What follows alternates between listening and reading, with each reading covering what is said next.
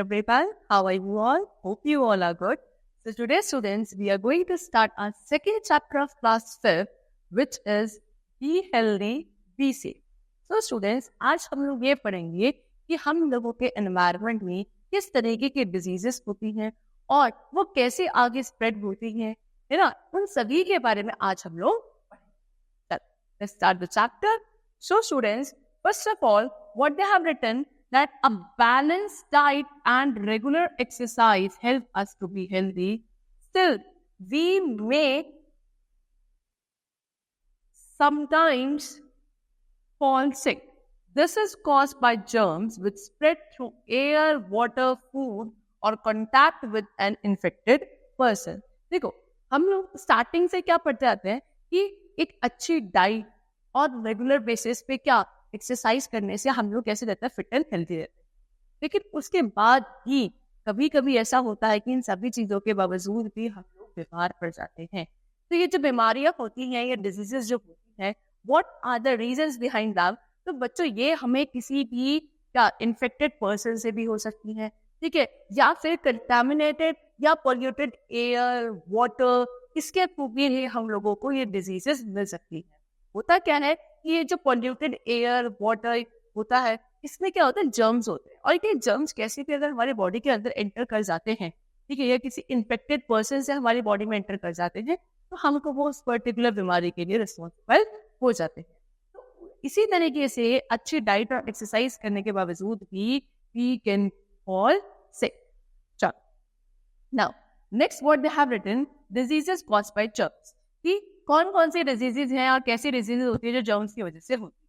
देखो, germs are very tiny organisms that cannot be seen by the naked eye. They are visible only under a microscope. ठीक, germs क्या होते हैं?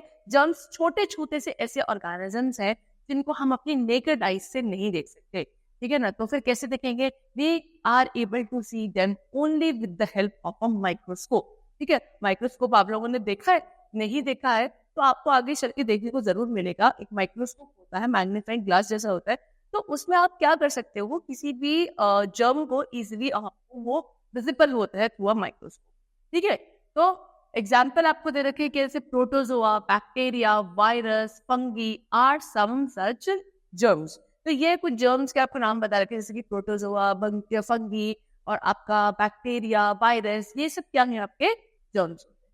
चलो, now protozoa. Protozoa एक ऐसा जर्म है जो डिजीजेस करता है. कैसी कैसी? मलेरिया, अमीबिया एंड काला अजहर.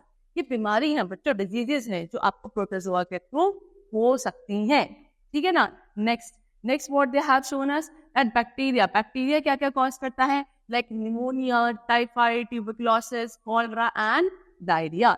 ये सारे डिजीजेस आपको बैक्टीरिया के थ्रू हो सकती हैं. चलो, now next, viruses cause diseases like common cold, flu, chicken pox, polio and AIDS. ये भी आपको कुछ बीमारियां हैं जो आपको किसके थ्रू? वायरस के थ्रू हो सकती है. जैसे कि कॉमन जो हमें कोल्ड हो जाता है ना, फ्लू हो जाता है. फिर उसके अलावा कुछ आपकी बड़ी डिजीजेस भी, जैसे कि एड्स हो गया. ठीक है, ये सब आपके वायरस के थ्रू होती है. चल, now next is fungi. Fungi mostly cause infections of skin, eyes and hair. Fungi क्या करता है? फंगी इन्फेक्शंस के लिए रिस्पॉन्सिबल होता है. जैसे कि अभी स्किन के इन्फेक्शन हो जाते हैं, आईज में इन्फेक्शन हो जाता है, हेयर में इन्फेक्शन हो जाता है. तो ये सारे infections are caused by your fungi. ठीक है, चल, now next we come to what, how communicable diseases spread. Communicable diseases कैसे स्प्रेड होती है? पहले तो हमें ये पढ़ना पड़ेगा कि कम्युनिकेबल डिजीजेस होती क्या है ना? ये पता होना चाहिए. देखो, a disease that spreads from an infected person to another person is called an infectious or a communicable diseases. ऐसी डिजीजेस, ऐसी बीमारियां जो एक इन्फेक्टेड पर्सन से किसी दूसरे हेल्दी पर्सन को हो जाती हैं, किसी ट्रांसफर हो जाती हैं, तो बच्चों वो वाली डिजीजेस को हम कम्युनिकेबल या इन्फेक्शियस डिजीजेस बोलते हैं. ठीक है, now germs are so tiny that they can only see with the help of microscope, but they are there in the air, unclean water and food. When we breathe them in or drink or eat the infected food, we can get sick. ठीक है, देखो अभी मैंने आपको बताया था germs क्या होता है। जर्म्स ऐसे छोटे छोटे से ऑर्गेनिजम्स है जिनको हम अपनी नेकेड आई से नहीं देख सकते, ऐसे हमको नॉर्मली नहीं देखेंगे, माइक्रोस्कोप की हेल्प से देख सकते हैं। अब हम हर वक्त तो माइक्रोस्कोप लेके नहीं घूमते ना, तो क्या होता है जब आप किसी इन्फेक्टेड पर्सन के पास बैठे, आपको नहीं पता कि उसके हाथ में कहीं जर्म्स है या नहीं है, ठीक है, गंदा खाना खा रहे हो बाहर से, जैसे जो आप ये स्ट्रीट फूड वगैरह खाते हो इसमें जर्म्स हो सकते हैं, ठीक है, पानी पी रहे हो, पानी में नहीं दिख रहा वो पानी कैसा है, बाहर से तो आपको साफ दिख रहा है लेकिन हो सकता है उसमें जर्म्स हो, क्योंकि वो ऐसे दिखेंगे नहीं। एयर में भी जर्म्स होता है। तो ये सारी चीजों को जब हम इनहेल कर लेते हैं या हमारे बॉडी में इनटेक हो जाता है इन चीजों का, एयर, वाटर, है ना, और आपकी जो इन्फेक्टेड पर्सन के थ्रू डिजीजेस है, तो ये सारी आपके जर्म्स बॉडी के अंदर एंटर कर जाते हैं तो आप बीमार हो जाते हो। ठीक है ना। Let's see how these germs are spread. तो अब हम पहले पढ़ते हैं कि ये स्प्रेड जो होते हैं, फैलते जो हैं जर्म्स, ये फैलते कैसे हैं। देखो, number 1 they have told us through air के microbes which cause diseases like flu, cold and tuberculosis, TB get into the air when the infected person sneezes or coughs। देखो, वो माइक्रोब्स, वो जर्म्स जो कौन से बीमारी करते हैं, जैसे कि कोल्ड हो गया, फ्लू हो गया, ट्यूबरक्लोसिस, जिसको आप टीबी आपने कभी सुना हो, है ना, तो ये सारे जो कॉमन आपके डिजीजेस है, इनके माइक्रोब्स जो रहते हैं, जर्म्स जो है, वो आपके एयर में स्प्रेड हो जाते हैं। कैसे? मान लो किसी पर्सन ने स्नीज कर दिया, कफ कर दिया, कॉमन जो कोल्ड हो जाता है ना, तो मान लो किसी ने छींक दिया या खांस रहा है, तो उसके मुंह से जो जर्म्स है या नोज के थ्रू जर्म्स है वो एयर में आ जाएंगे। ठीक है, फिर क्या होता है, it may also be caused by breathing in the same air due to being in the same room for a long time। अब उसी आप क्या नाम है जो आपका वो है रूम है, उस रूम में से स्नीज का क्या, अब वो जर्म्स वहीं पे हैं। अब उसी एयर में हम लोग बहुत देर से बैठे हैं, एक हेल्दी पर्सन बैठा हो और वो उसी एयर को ब्रीथ इन कर रहा है, तो बच्चों उस जर्म्स की एंट्री, जो जर्म्स अभी एयर में थे, वो एंट्री एक हेल्दी पर्सन के अंदर भी हो जाएगी। ठीक है, and when some healthy person touches the infected things, he can get infected by the germs। This will spread the germs through air or direct contact। तो एयर के थ्रू भी, और हो सकता है जब उसे वो स्नीज करा या कफ करा तो वो जर्म्स किसी चीज के ऊपर जाके बैठ गए।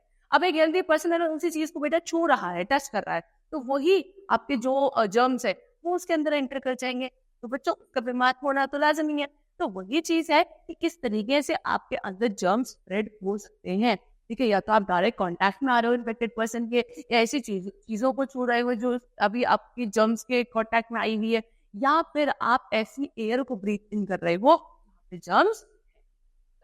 Next is through contaminated food and water. अब गंदे फूड और पानी से कैसे हमें डिजीजेस स्प्रेड हो सकती है। कंटेमिनेटेड मतलब कि जिसके अंदर क्या है, जर्म्स, ठीक है, पोल्यूटेड हो। देखो, microbes which cause cholera, jaundice, polio, typhoid and diarrhea are often spread from infected food and contaminated water। देखो, ये जो आपको डिजीज बताई, cholera, jaundice, polio, typhoid, diarrhoea, ये सारी जो बीमारियां होती हैं, ये आपके कंटेमिनेटेड फूड या वाटर के इनटेक वजह से ही होती है। ठीक है, people who have microbes in their bodies pass some of them in their stool। Stools pass in the open can easily get into water bodies। अब हो सकता है कि किसी पर्सन की बॉडी में क्या है, आपके कुछ इस तरीके के माइक्रोब्स है और वो ओपनली कहीं स्टूल कर रहा है, ठीक है ना, तो जो मतलब दैट मीन्स वो अपनी बॉडी का वेस्ट एक्सक्रीट कर रहा है। तो वही स्टूल क्या होता है, जब ओपनली अगर आप करते हो तो जाके वो आपका वाटर बॉडीज के थ्रू क्या कर देता है, पास हो जाता है। अब वही वाटर बॉडीज बाद में फिल्टर होकर आती है, लेकिन माइक्रोब्स नहीं मरते हैं। पानी तो फिल्टर हो गया हम लोगों को मिलता है, लेकिन माइक्रोब्स नहीं मरते। अब जब मरते नहीं है, उन्हीं को फिर उसी पानी को या उस एयर को हम लोग इनटेक कर लेते हैं। इस तरीके से वो पानी जो है, गंदा पानी हमारे बॉडी में चला गया, जर्म्स भी एंटर हो गए, फिर डिजीज हो सकती है ना। चलो, next we come to what, through insects and animals. Insects and animals के थ्रू कैसे होती है diseases like malaria, dengue and plague spread through mosquitoes, flies etcetera.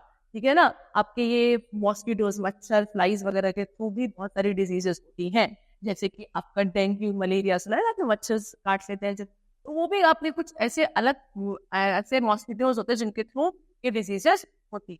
देखो, if female Anopheles mosquito bytes a healthy person, germs get transferred into that person's blood and cause malaria। जब एक female Anopheles mosquito, Anopheles is a kind of mosquito, एक breed होती है mosquito की, तो जब उसमें से वो फीमेल मॉस्किटो किसी हेल्दी पर्सन को क्या कर ले, बाइट कर ले, काट ले, तो उसकी बॉडी से वो जर्म्स आप एक हेल्दी पर्सन की बॉडी में एंटर करते हैं और फिर उसको मलेरिया या डेंगू जैसे डिजीजेस होने के फुल चांसेस हो जाते हैं। ठीक है, next, plague is transmitted by rats. Plague किसके थ्रू होता है? रैट्स के थ्रू होता है। इफ नॉट कंट्रोल्ड इट में रिजल्ट इन एन एपिडेमिक। और अगर ये कंट्रोल ना किया जाए बच्चों, तो एपिडेमिक यानी कि बहुत बड़ी महामारी की थ्रू फैल। चलो now next, preventing communicable diseases. हम कम्युनिकेबल डिजीजेस को कैसे प्रिवेंट कर सकते हैं? हमें इतना समझ में आ गया कि कम्युनिकेबल डिजीजेस आपकी बहुत आसानी से स्प्रेड हो जाती है किसी इंसेक्ट के थ्रू, आपके एयर के थ्रू, वाटर के थ्रू, फूड के थ्रू, है ना, या किसी इन्फेक्टेड पर्सन के कांटेक्ट में आने से बहुत आसानी से दे गेट स्प्रेड। तो how can we prevent them from spreading? We know that infections spread mainly from touch, unclean food, water, air and through insects. अभी ये बताया मैंने आपको कि इन्फेक्शन किसके थ्रू होता है? टच के थ्रू या unclean food, water, air, insects के through. There are many ways of preventing communicable diseases. तो अब हम कुछ वेज या कुछ तरीके पढ़ते हैं कि हम कैसे communicable diseases को क्या कर सकते हैं? प्रिवेंट कर सकते हैं। Number 1, keep yourself clean, bath regularly, wash your hands with soap and water before having the food and after going to the toilets, maintain proper sanitary conditions. देखो बच्चों, ये तो आप लोगों को बचपन से पढ़ाया जाता है कि अपने आप को हाइजीनिक कंडीशंस में रखो, साफ रखो, डेली नहाओ, ठीक है ना, खाना खाने से पहले हाथ धो, खाना खाने के बाद हाथ धो, अपने माउथ को प्रॉपरली रिंस करो, ठीक है, खेलने जाते हो तो खेल के आने के बाद अपने हाथों को बहुत अच्छे से धो, वॉशरूम्स वगैरह यूज करने के बाद हाथ अच्छे से धो।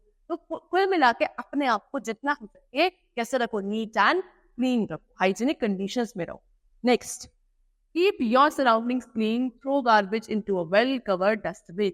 अपने सराउंडिंग्स को, है ना, अपने आसपास की जगहों को साफ सुथरा रखो, ठीक है। आपका जो भी गार्बेज होता है उसको एक ऐसे बिन में डालो जो पूरी तरीके से वेल कवर्ड होता है, सो दैट वहां पे इंसेक्ट्स ना आए, ठीक है ना, बीमारियां ना हो, और वो या फिर जर्म्स ना आए और वही जर्म्स आपके एयर में ना स्प्रेड। इन सबको प्रिवेंट करने के लिए जो आपका सारा गार्बेज होता है उसको एक वेल कवर्ड बिन में ही रखा जाए।